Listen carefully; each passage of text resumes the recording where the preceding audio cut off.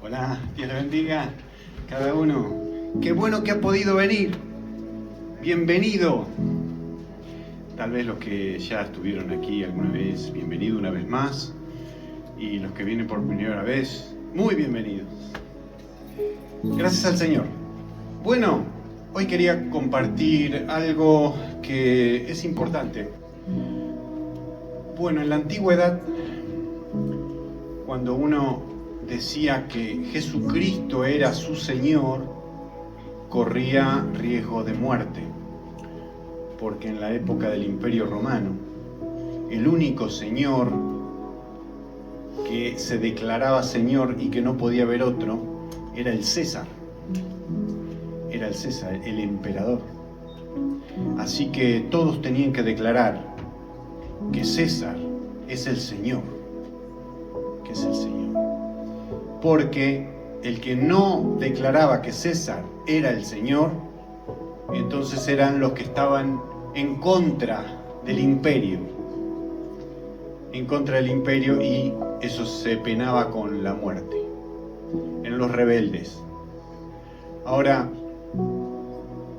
cuando Jesucristo entraba en la vida de alguien y esa persona confesaba que Jesucristo era su Señor, estaba diciendo muchísimo más que lo que hoy se puede decir. Mucho más. Jesucristo es el Señor hasta el fin de mi vida. Y lo podemos afirmar con nuestras vidas. Por eso cuando Jesús dice, ustedes me van a ser testigos, recibiréis poder cuando haya venido sobre vosotros el Espíritu Santo y me seréis testigos. Ese testigo es Martos, que es, Martos es la raíz de martirio, de mártir. Entonces serán testigos hasta la muerte. Era algo muy, muy importante, involucraba toda la vida, todos los objetivos, todos tus planes. Todo estaba ahí. ¿Quién era tu Señor? ¿Quién era tu Señor? ¿A quién ibas a obedecer? O sea, César era un señor, pero Jesucristo es Señor de señores. Y a César no le gustaba eso, que alguien obedezca primero a alguien más antes que a él. Y eso era lo que le costaba la vida a los creyentes, a los primeros cristianos. Hasta que bueno, en el 313 después de Cristo, con Constantino, todo el imperio se volvió cristiano, pero también pagano, y no sé qué tan bueno fue que hayan salido de las catacumbas, que hayan salido los cristianos, ¿no? Que hacían reuniones a escondidas y ahora tenían la libertad de poder salir. No sé qué tan bueno fue eso, porque todo se empezó a mezclar, y ya Cristo no era el Señor. Ya Cristo no era el Señor. Había otros señores. Estaba muy mezclado todo. El paganismo, otros ídolos, otros señores. Siguen compitiendo otros señores con Cristo. El señor dinero, el señor prestigio y tantísimos otros más. Por eso, ¿será solo declararlo Señor? Porque cuando alguien si confiesa que Jesucristo es tu Señor, ese confesar era mucho más que solo decirlo, que solo pronunciarlo. Usted lo hace aquí, en un contexto católico, en Polonia es católica, de religión oficial, y si usted dice Jesucristo es mi Señor, lo van a aplaudir probablemente, le van a decir qué bien, me gusta su posición. Pero no era ese el contexto en que había que declarar antes en la iglesia primitiva que Jesucristo era el Señor.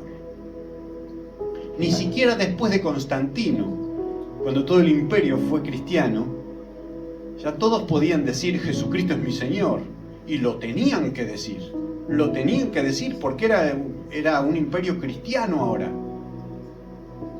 supuestamente, ¿no? Entre comillas. Pero ahora tenía otra competencia. Y al final no sé qué era peor.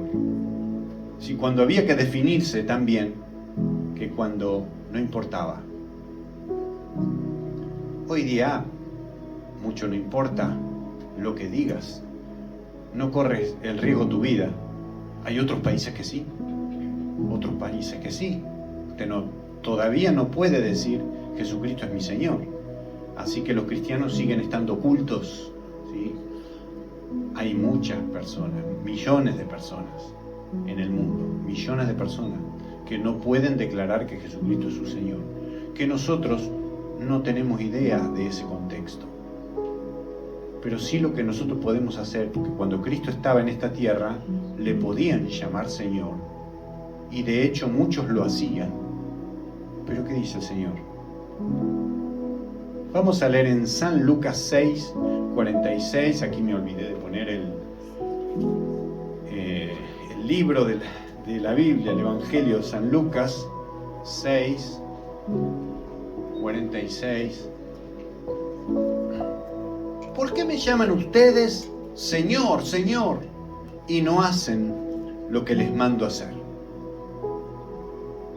Les voy a decir como quién es el que viene a mí y oye mis palabras y las pone en práctica. Es como alguien que al construir una casa cava hondo y pone los cimientos sobre la roca.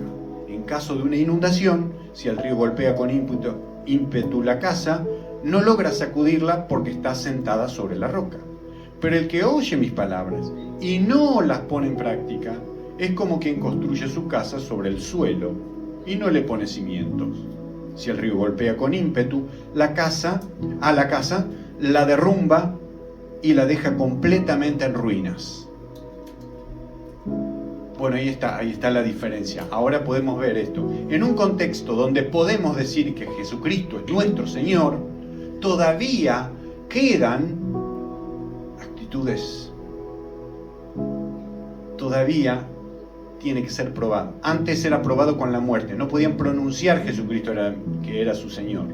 Ahora podemos decir que Jesucristo es su Señor, pero tampoco significa gran cosa todavía.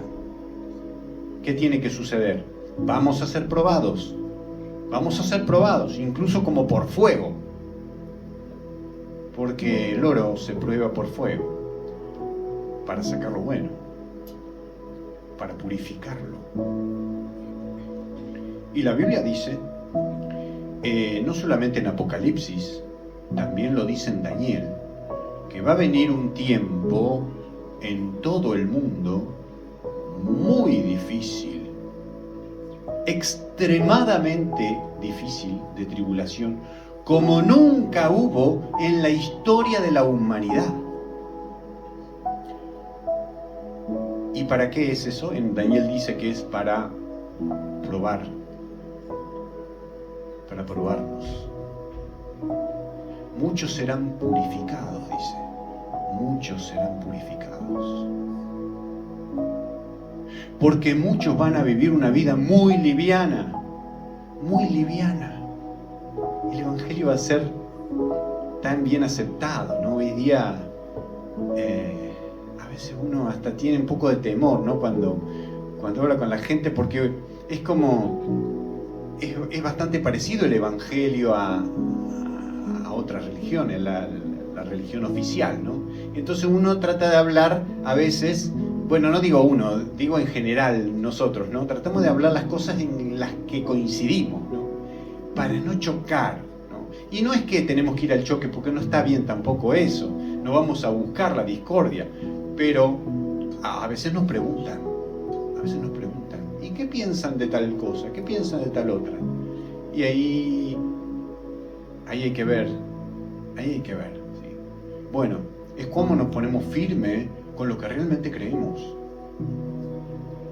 Más allá de la amistad que tenemos con otras personas, porque miren, la amistad con el mundo es enemistad contra Dios, en este sentido, en que la amistad con el mundo llega a ser un Señor más poderoso y más fuerte que Jesucristo. ¿Por qué? Porque somos capaces de negarlo de alguna manera. Aquí dice, ¿por qué me llaman Señor, Señor? Y no hacen lo que yo digo. ¿Qué sentido tiene llamarlo Señor? Porque tenemos que aprobar lo que decimos con nuestros propios hechos. Con nuestros hechos. ¿Y qué dice? Le voy a decir, como quién es, quien viene a mí, oye mis palabras y las pone en práctica. Ir a Cristo es un gran paso, un gran paso. Ir a Cristo. Oye mis palabras, escuchar el mensaje de parte de Dios. El segundo gran paso. Usted va a ir a Cristo, pero también tiene que escucharlo. Y tercer paso es poner en práctica las palabras de Cristo. Entonces, si usted solo va a Cristo, solo escucha sus palabras, pero no pone la palabra de Dios en práctica, no le sirve de nada. Ya no es Cristo el Señor. Ya no es Cristo el Señor. Entonces, ¿cuánto me importa a mí el que dirán? ¿Cuánto me importa? Es como quien al construir una casa cava hondo. Ajá, así hay que buscar a Cristo. Así hay que obedecerle, ¿no? En ese tipo de obediencia. Cavar hondo. El que sabe construir una casa sabe cómo tiene que hacer los cimientos, sabe cómo tiene que ser y dónde tiene que estar fundados los cimientos. El que sabe construir una casa. El otro que sabe construir una casa, pero tiene, en Argentina decimos fiaca, tiene pereza y no se esfuerza, no pone en práctica las palabras de Dios. Uno dice, pero todo es por gracia. Es que creen que se sientan y le viene todo como por arte de magia. Pero la gracia se manifiesta en aquel que pone toda su confianza en Cristo y está dispuesto a todo, hasta dar su propia vida. Cuando uno está dispuesto a eso y se largó por fe y no le importó nada más y Jesucristo es su Señor, realmente la gracia de Dios se manifiesta en esa persona y empieza a hacer cosas que normalmente no puede hacer. Normalmente no le sale. ¿Por qué? Porque ahora está en las manos del Señor. El Señor lo parte como los 5 panes, de los 5 panes y 2 peces, los parte y eso duele mucho y empieza a multiplicar y a hacer un milagro con esa persona. ¿Sí? Tal vez usted le tiene miedo al dolor y le quiere escapar porque la carne quiere eso. Quiere solo el placer y nada que duela, nada para sufrir. Pero la crisis trae cambios y la crisis es dolor. Y no le podemos evitar al dolor, porque muchas veces es necesario para poder crecer.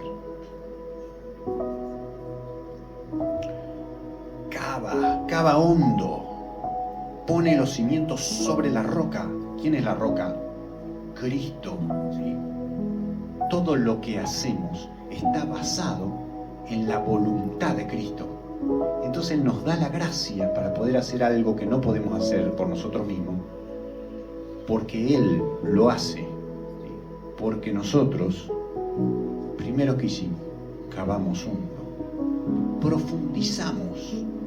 Como cuando Jesús le dice a los discípulos, estaban toda la noche tratando de pescar, boguen mar adentro, ¿no? Vayan a lo profundo, vayan a lo hondo. Y ahí tiraron.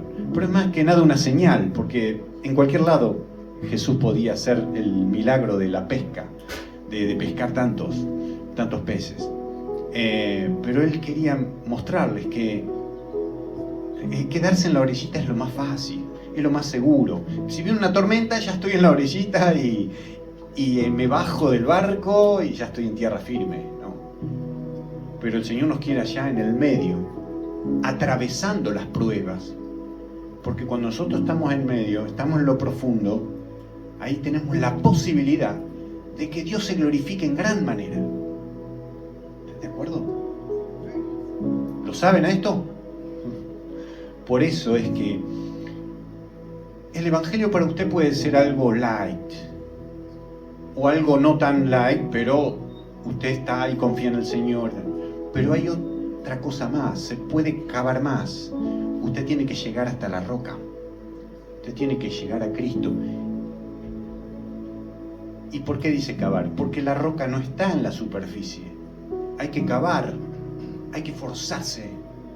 Esforzarse, pero no en nuestra propia fuerza, sino poner la poca fuerza que tenemos, como dijimos la otra vez, la fuerza de Gedeón, ¿no? Que era el que manejaba una palanca, ¿no? Una palanca de la pala mecánica, ¿no? Que con poquita fuerza se puede hacer grandes cosas. Bueno, eso es lo poco que nosotros ponemos en las manos del Señor. Bueno, esto de cavar lo podemos hacer, pero tenemos que llegar hasta la roca. Lo podemos hacer con la fuerza del Señor y por su gracia, pero tenemos que llegar hasta la roca. Tenemos que encontrarnos con Cristo. Tenemos que tocar eso firme, donde nosotros vamos a estar seguros, donde todo lo que hagamos, todo lo que edifiquemos sobre eso va a ser seguro. Nadie lo va a poder destruir. ¿Por qué? Porque la roca es Cristo. Porque la roca es no solo Cristo, es sus palabras, y no solo sus palabras, es poner en práctica esa palabra. ¿Se entiende? Dice que el reino de los cielos es como un mercader que encuentra una perla preciosa y dice que vende todo por comprar esa perla. El reino de los cielos es como un hombre que encuentra, cavando, encuentra un tesoro. Y vendió todo lo que tenía para comprar ese campo, porque el campo contenía el tesoro. Entonces, es eso, el trabajar y encontrar lo que vale la pena, la roca firme. Ahí es donde voy a estar cimentado. Entonces, la roca, tú encuentras la roca, perfecto. El que viene a mí dice, oye mis palabras, perfecto, encontró entre la roca. Abriste los cimientos, está todo firme en la roca, ahí puedes empezar a echar los cimientos, muy bien. ¿Y qué pasa si lo dejas ahí? Todo abierto, pero no echas los cimientos. De nada sirve. Hay que empezar a construir. Hay que aprovechar esos cimientos que encontramos. A Cristo, encontramos a Cristo, lo tenemos en nuestro corazón. Oh, gloria a Dios, me siento salvo. Vivo la vida cristiana. Genial, pero yo tengo que jugarme por Cristo. Tengo que estar dispuesto a todo por Cristo, porque yo sé que eso, Él es mi cimiento, y si yo edifico sobre Él, nada podrá destruir lo que hago en el nombre del Señor. El Señor dice, yo edificaré mi iglesia, y ni las puertas del infierno van a poder prevalecer contra ella. Así que olvídese de que hay personas que incluso oran, ¿no? Para que no les vaya bien a algunos pastores, para que no progresen, porque se están llenando sus iglesias, ¿no? Qué terrible oración esa, ¿no?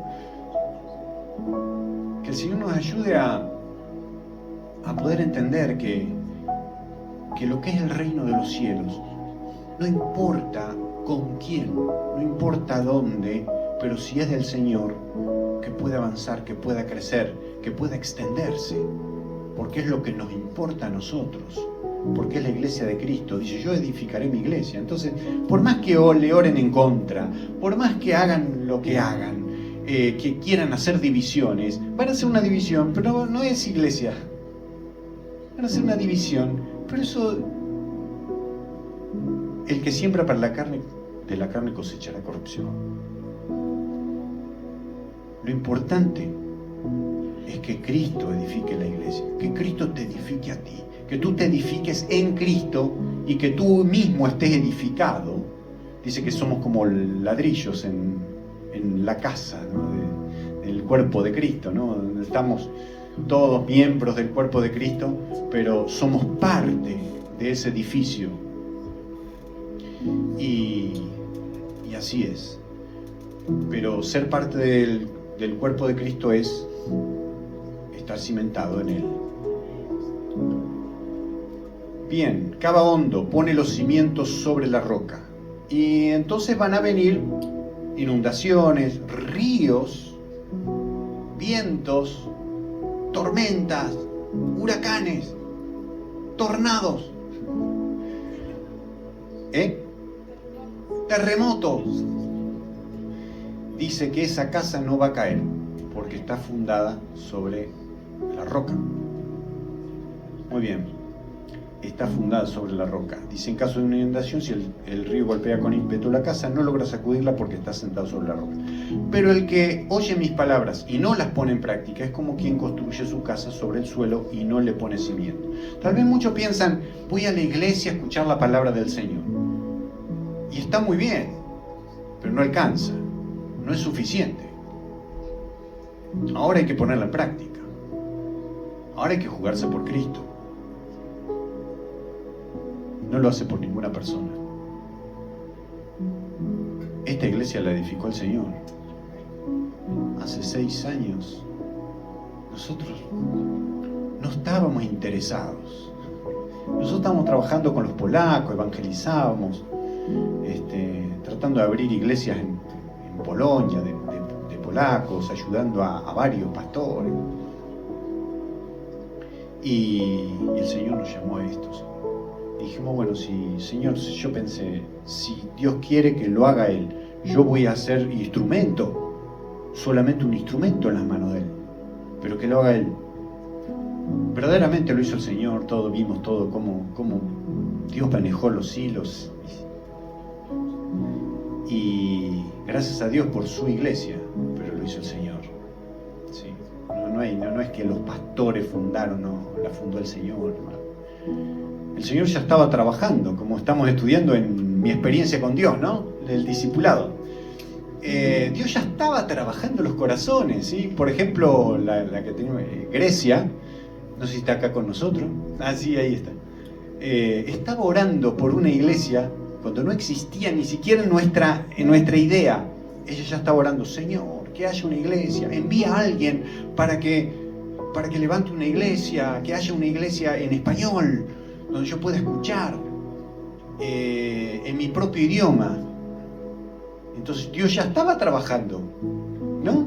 Es así como dice mi experiencia con Dios. Dios ya estaba trabajando y nosotros nos unimos a lo que Dios ya estaba haciendo.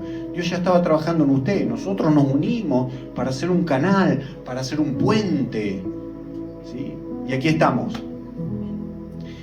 El otro día entregué la solicitud para ser iglesia autónoma. Así que ya me estuvieron pidiendo los documentos, la denominación, Kościół Zielonoświątkowy, la iglesia pentecostal. Bueno, nos nuclea a todos porque nosotros somos de las asambleas de Dios, pero son tan poquitos que estamos todos juntos en la unión pentecostal aquí. Y gracias a Dios, yo hace un año que tenía firmado eso, pero decía, Señor, tiene que pasar esto, tiene que pasar el otro. Entonces el Señor ya me dice, no, este es el tiempo, no, y yo te voy a sostener. Porque uno tiene miedo, Señor, sí. Yo soy herramienta nada más. Yo no puedo sostener esto. Este no es tu trabajo. Esta no es tu obra. Es mi obra. ¿Sí? Yo soy un empleado del Señor. Una herramienta en la mano del Señor. Pero el Señor es el que edifica su iglesia. ¿Sí? El Señor es el que edifica su iglesia. Y eso es lo más importante. Nada puede, ni las puertas del infierno van a poder contra la iglesia. Muy bien. También habla de lo contrario, ¿no? Porque a veces queremos, hábleme lo positivo nomás, seamos positivos. Pero también Jesús nos habla de lo negativo, cuando alguien no hace lo que tiene que hacer. Dice, el que oye mis palabras y no las pone en práctica, como quien construye su casa sobre el suelo, la arena, la tierra común, arena, ¿no? Es lo que menciona. Y no le pone cimientos. Si el río golpea con ímpetu a la casa, la derrumba y la deja completamente en ruinas. Porque los cimientos son los que mantienen la casa, ¿sí? Los que mantienen la casa. Y aquí lo tenemos al arquitecto José Barbela, que puede dar fe de esto, de lo que decimos, ¿no? Amén, muy bien. Entonces, gracias al Señor, porque no solamente podemos escuchar, sino que también podemos poner en práctica las palabras del Señor. Él nos envía su Espíritu Santo para que nosotros podamos hacer la obra. Dice que nos va a enviar el Espíritu Santo para poder ser martos, para poder ser testigos hasta la muerte, porque no somos capaces. ¿A quién se lo dice el Señor? ¿A quién se lo dice? Se lo dice a un Pedro, por ejemplo. Se lo dice a Pedro, que era, creo que el más cobarde que he visto, y Dios lo eligió a propósito, eligió al cobarde a propósito para mostrar su poder, lo que puede hacer el Espíritu Santo en un tipo así, en una persona así, que le negó a Jesús, negó que lo conocía, hasta maldijo. Menos mal que Jesús ya le había dicho en una de sus enseñanzas, el que habla, tiene una palabra contra el Hijo, le será perdonado, contra el Padre le será perdonado. Entonces habrá recordado eso Pedro, puedo tener perdón, ¿no? Y no solamente que podía tener perdón, sino que Dios lo usó para ser el pastor de la primera iglesia, una iglesia que así de repente, por el Espíritu Santo tocando los corazones, en un día se convirtieron 3.000, y ya arrancó la iglesia con 3.000, una mega iglesia. Así que eso lo hizo el Señor, solamente lo pudo hacer el Señor, porque Él dijo que iba a edificar su iglesia, y porque Él dijo que les voy a enviar el Espíritu Santo, y Él les va a dar poder para servir, poder para ser testigos hasta el fin. Hay que tener mucho cuidado con el Espíritu Santo, no contristarlo, no ponerlo triste. Tenemos que creer en el Señor y tenemos que encomendarnos a la obra del Señor. A veces hay cosas que no entendemos. ¿Por qué tengo que ir para allá si puedo ir por allá? ¿Por qué tengo que hacer esto si puedo hacer lo otro? Me parece que lo otro es más importante ahora. Pero fíjense cómo actuaban los discípulos en el libro de Hechos, en la iglesia primitiva, pero con el Espíritu Santo moviéndose en medio de ellos y dentro de ellos. ¿Cómo actuaban? Dice, íbamos a ir a Bitinia, íbamos a ir aquí, allí, pero el Espíritu Santo nos lo impidió. ¿Cómo? ¿Cómo que lo impidió? Si Jesús dijo ir por todo el mundo. No importa, para mí no importa dónde. Pero el Espíritu Santo le impidió en ese momento ir a ese lugar porque quería que vayan a otro lugar. Entonces no entendían ellos, pero dice, obedecimos. Dice, el Espíritu Santo no. Y otra cosa, dice, nos pareció bien a nosotros y al Espíritu Santo. O sea, si al Espíritu Santo no le parecía bien, ellos no iban a hacer algo que a ellos sí les parecía bien. Porque los planes del Señor son tan grandes, a veces no, son insondables. No se pueden sondear, no se puede conocer todo. Pero el Señor nos va llevando de a poco, nos va revelando de a poco a medida que vamos caminando, ¿no? Vamos a orar por esta palabra. Tenemos que tomar una decisión firme, que es poner en práctica la palabra del Señor y escuchar la voz del Espíritu Santo, que es lo más importante. Mire, si acá no está el Espíritu Santo, esto es un club. ¿Y para qué queremos un club? ¿Para qué queremos un club? No sirve. Yo no quiero estar aquí para pastorear un club. No. En encuentros latinos hay otros lugares donde se puede encontrar. Acá tiene que ser la voluntad del Señor. Acá tiene que estar el Espíritu Santo obrando en los corazones, transformando, guiando, y nosotros obedeciendo. Amén.